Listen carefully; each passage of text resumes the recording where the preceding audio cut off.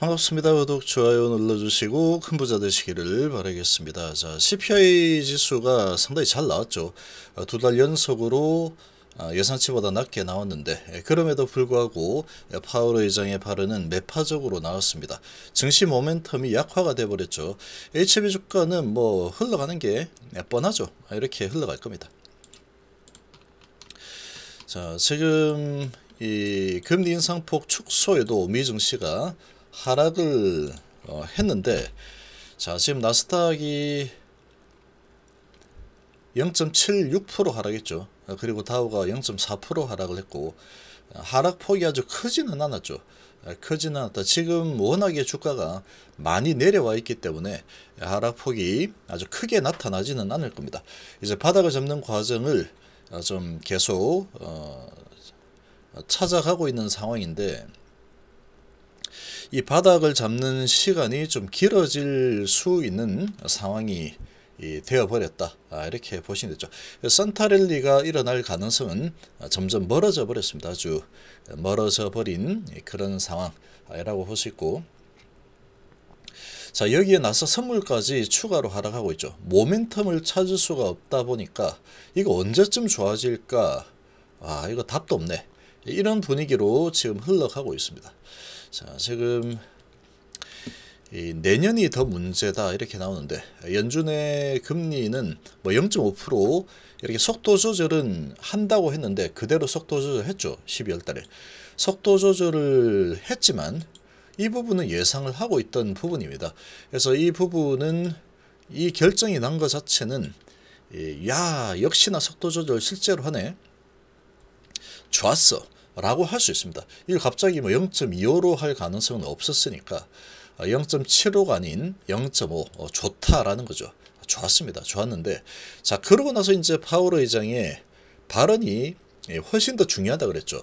이거는 이미 거의 뭐 90% 정도 예견이 된 상황이니까 앞으로 이제 어떻게 방향을 잡아갈 거냐, 이게 중요한데, 지금 연준에서 이야기를 한 게, 두 달 연속 CPI 지수가 예상치보다 낮아지면서 인플레이션이 정점을 찍고 내려오고 있다라는 게 보여졌죠. 보여졌는데 7.3 예상치 7.1 정도, 자, 이 정도 가지고는 아직까지 내 성에 차지 않는다, 아직까지 나는 못 믿겠어, 이렇게 이야기를 해버렸습니다.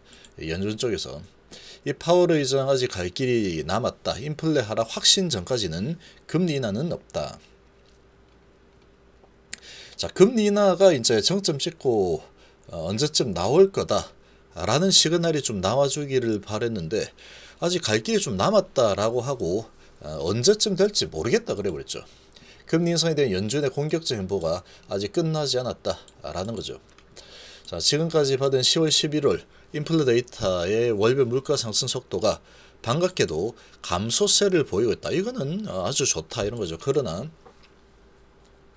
인플레이션이 지속적으로 하락하고 있다는 확신을 주기 위해서는 더 많은 증거가 필요할 것이다. 이게 이제 아무래도 이런 부분이죠. 생산자 물가지수는 예상보다 좀 올랐죠. 생산자 물가지수는 좀 올랐고, 그리고 고용도 탄탄한 편이고, 서비스업 지수도 좋고, 이런 상황이다 보니까 이런 상황에서는 여기서 이제 금리에 대해서 뭔가 이제 곧 있으면 인하를 할 거다라고 이야기를 해버리면 아마도 물가는 다시 꿈틀거리고 올라올 거다, 이렇게 이제 판단을 한 것 같습니다. 연준 쪽에서 전체적으로 그렇게 봤겠죠.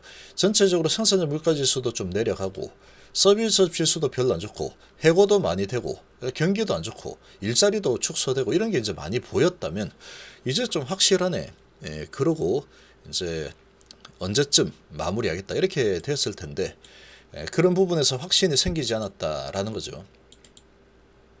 내년 2월 1일 금리 결정에 대해서는 금리 인상폭은 들어오는 데이터에 따라서 달라질 것이다. 0.5포인트 추가 인상 또는 0.25포인트로 한 단계 더 내려갈 수 있는 상황이다, 이렇게 예고를 했죠. 이제 데이터가 어떻게 나오느냐에 따라 달린 겁니다. 이제 이런 데이터가 나오려면 시간이 좀 필요하죠. 이런 소비자 물가지수 라든지 생산자 물가지수 한 달 정도 더 기다려야 되는 상황이니까 당분간은 모멘텀을 찾기가 좀 어렵다. 이렇게 지금 되어버렸습니다. 그래서 연준이 내년부터 금리 인하에 나설 수 있을 것이다 라는 전망들이 좀 있었죠.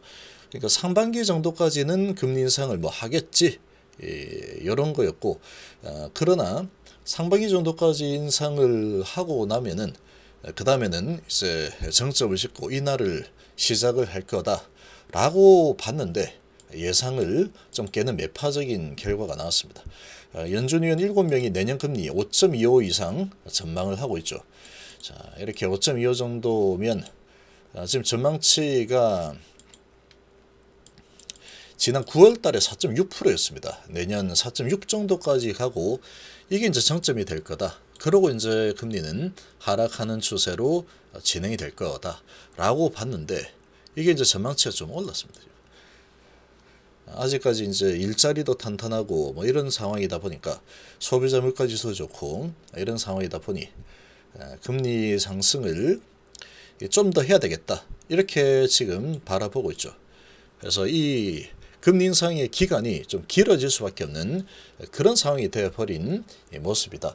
그래서 2024년도, 2023년도에 금리 인하가 시작이 될까라는 쪽으로 움직여 버렸죠. 자, 이렇게 진행이 되면서 아무래도 증시는 실망감에 빠진 흐름이 나올 수밖에 없는 상황이 되어버렸죠. 그래서 내년 미국 경제 성장률 하락 전망 9월달 1.2%에서 0.5%로 뚝 떨어졌고 실업률은 4.6%로 상승할 거다. 요게 이제 차라리 이렇게 빨리 해고가 되는 숫자가 나오는 게 좋습니다. 증시 입장에서 보면은 이게 계속 이제 탄탄하다 그러면 야, 그 물가 안 잡힐 것 같아. 그러니까 안 돼. 금리 인상 계속 할 거야. 이렇게 되겠죠. 근데 이게 이제 이렇게 진행을 하면서 근데 이제 금리는 속도 조절했죠. 조절했기 때문에 이런 부분을 가지고 이제 야, 이거 내년도 정말 힘들겠다. 지금 벌써 기업들은 다들 그렇게 생각을 하고 있습니다. 그래서 채용 안 하겠다. 그리고 해고 많이 하겠다라고 예고했죠, 벌써. 그래서 이런 부분이 이제 실제로 나올 겁니다. 이 지수들이 실업률도 이제 높아질 거고 경제 성장률도 이제 뚝뚝 떨어지겠죠. 차라리 경제 성장률이 이렇게 떨어지면서 기업들의 실적이 나빠지는 게 오히려 낫답니다. 오히려 증시 입장에서. 그래야지 금리 인상이 빨리 이제 마무리. 너무 안 좋은데 경기가. 이제는 인플레이션보다는 경기 쪽으로 신경을 진짜로 써야 되겠다. 이렇게 이제 스탠스가 다 바뀔 겁니다. 그렇게 바뀌어야 되는데 지금은 뭐 소비자 물가지수는 이틀 2달 연속 내려갔지만 생산자 물가지수는 올랐고 서비스업 지수도 좋고 그러니까 아직은 불안하다. 이렇게 나와버렸죠. 그래서 시간이 더 필요해. 그러니까 지금 시장이 이제 반등 준비를 막 했죠. 부릉부릉 이러면서 이제 딱 말 떨어지면 출발하려고 했는데 아직 아니야 이놈들아. 이렇게 돼버린 거예요. 이렇게. 자, 상당히 실망스럽죠. 자, 이렇게 진행이 돼버리면서 증시는 별로 좋지 못합니다. 증시 별로 좋지 못하게 지금 진행이 되고 있고 지금 전체적으로 다 약세죠. 약세를 보일 수밖에 없습니다. 지금. 그리고 이제 좀 기대가 컸던 이런 네이버 카카오가 가장 크게 좀 타격을 입고 있죠. 이 성장주 하면은 대표적인 성장주 네이버, 카카오페이, 뱅크 이렇게 됩니다. 이렇게 되는데 얘들은 이제 금리 부분에서 낙폭이 워낙에 크죠. 얘들이 엄청난 낙폭이 일어난 상황인데 자, 여기서 이제 얘는 또 안 좋은 리포트가 나와버렸고 지금 이제 꿈틀꿈틀 시동을 좀 걸고 있는 상황이었는데 아직 멀었어요 이놈들아. 요렇게 딱 나와버리니까 야, 아직 멀었단다. 금리 내년도에도 계속 상승 추세를 이어갈 것 같고 이제 하락 금리를 인하하는 쪽은 시간이 많이 필요할 것 같아. 이렇게 되니까 그러면은 뭐 안 되겠다. 일단 매도를 좀 해놓고 나중에 그런 시그널이 나오면 그때 다시 뭐 사든가 해야지. 이렇게 이제 움직여 버리고 있죠, 시장이. 그래서 이 성장주 시장이 좋아지게 되면은 가장 크게 오를 종목들이 먼저 많이 내리는 겁니다. 그러니까 시장이 좋아진다 그러면 얘들 공략해야 되겠죠. 네이버, 카카오페이, 뱅크 얘들이 시장이 좋아진다 그러면 상승 탄력이 가장 좋을 겁니다. 근데 시장이 좋아질 가능성이 좀 어려워졌어 라고 하니까 하락 탄력성이 더 크게 나타나고 있죠. 자, 이렇게 진행이 좀 되고 있고, 그리고 반도체 관련주들도 뭐 좋을 수가 없죠. 경기가 좀 좋아져야지 풀릴 텐데, 그래야지 투자를 하겠죠, 기업들이. 뭐 서버 투자도 하고 뭐 이렇게 투자를 할 거고, 소비자들도 금리가 이제 좀 마무리되는 분위기가 돼야지 좀 시급이 열 텐데, 이런 부분이 좀 딜레이 된다라고 하니까 지금 움츠러들고 있습니다. 하이닉스 삼성전자의 약세 보이고 있죠. 자, 그리고 컨택트 주들은 뭐 타격이 그렇게 크진 않겠지만 그래도 시장이 전체적으로 약세죠. 약세 분위기로 이렇게 좀 밀리고 있고, 외인기관 양매도가 나오고 있죠. 양매도가 나오고 있고, 그리고 개인 투자 입장에서도 저런 분위기가 나와버렸기 때문에 투자를 하고 싶은 마음이 사라지겠죠. 그러다 보니까 시장이 별로 좋을 수가 없습니다. 그리고 HLB는 이제 0.9% 하락을 하고 있는데, HLB는 이제 이런 시장 분위기라도 이런 시장 분위기면 그래도 가장 투자를 하는 관점에서 괜찮답니다. 괜찮다. 괜찮다. 이제 지금 이 잡주들이 이제 이렇게 되면은 틈새 잡주들 있죠. 잡주들이 강세를 보일 겁니다. 이런저런 테마주들이 강세를 이제 보이겠죠. 지수 뭐 시장 분위기 안 좋을 때 돈들이 더 잘 움직이는 것이 테마니까 어떤 테마 형성시켜서 말 올리고 뭐 이렇게 진행이 될 거고, 우량주들은 별로 좋지 못할 겁니다. 그런 상황이고, HLB 같은 경우에도 지금 1% 그리고 생명과 1.7% 정도 하락을 하고 있는데, 지금의 뭐 이런 이 상황은 어쩔 수는 없는 상황이다 이렇게 보시면 되고, 근데 HLB 하락폭을 보면은 뭐 1%대죠. 1%대인데 나 이제 바닥이야 라는 시그널은 계속 보내주고 있습니다. 워낙에 크게 내려온 상태고, 그리고 이 경기 부분하고는 크게 관계없죠, 제 앞에가. 그렇지만 물가 금리하고는 관계가 있습니다.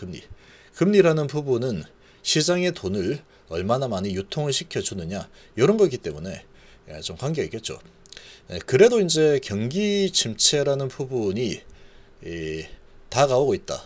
요게 이제 좀 크게 시장을 짓누르고 있기 때문에, 이런 관점에서 보면은 제약바이오는 경기 방어주죠. 그래서 그나마 조금 버티고 있는 그런 분위기다 이렇게 볼 수 있고, 근데 HLB 같은 경우에는 경기 방어주 이런 것도 아닙니다. 얘는 뭐 제약 약 팔고 이런 게 별로 없죠. 중요한 거는 이제 HLB는 연구개발주, 연구개발 그런 상황이니까 지금 재료에 따라서 움직이는 그런 기업입니다. 재료에 따라서 시장이 이제 안 좋아질 것 같다, 기업의 실적이 안 좋아질 것 같다, 이런 부분에 크게 영향은 없는 기업이 HLB라고 보시면 되고, 이런 시장 분위기에서는 오히려 낫답니다. 얘가 오히려 낫습니다. 그냥 편안하게 들고 있으면 되죠. 시장이 좋아졌다면, 만약에 좋은 결과가 나왔다면 시장은 환호를 했을 거고, 요 패턴을 가져갔을 겁니다. 위로 바로 치고 올라가는 패턴을 가져갔을 텐데, 시장이 이제 좋은 분위기 아니죠. 그러면 여기서 모멘텀이었기 때문에, 시장 모멘텀이었기 때문에 얘도 마찬가지로 재료가 나올 때까지 유상증자라는 부분, 이제 물량 나오는 것도 이제 다음 주에 들어오죠, 계좌로. 이런 상황이다 보니까 시장이 이제 오니까 홀딩 강홀딩 좀 더 하고 가자 이런 거죠.